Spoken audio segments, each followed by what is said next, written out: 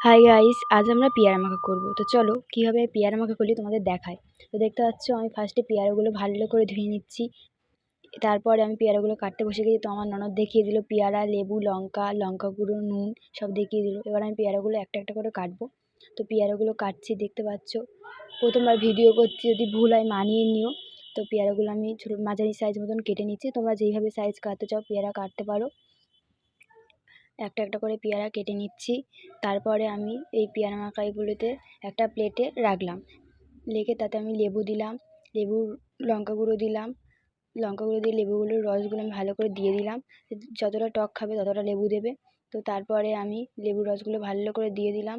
দেওয়ার পর দেখতে পাচ্ছ একটা প্লেটে ভালো নুনও নিয়ে নিয়েছিলাম। এবার একটা প্লেটে আমি লঙ্কাগুলো ভালো করে মেরে নিলাম।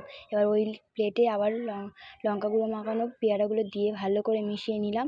এবার মিশিয়ে নিয়ে ওতে নুনটা দিয়েছিলাম, কিন্তু ভিডিওতে ভালো করে বোঝা যাচ্ছে না। তো দিয়েছিলাম, দেখো আমার ননদ খেলো, ওর খুব ভালো লেগেছে। বেশ নুন ঝাল টক হয়েছিল। এবার আমি খেলাম, আমারও খুব ভালো লেগেছে। তো ভিডিওটা ভালো লাগলে লাইক, শেয়ার, সাবস্ক্রাইব করে দিও এই চ্যানেলটিকে।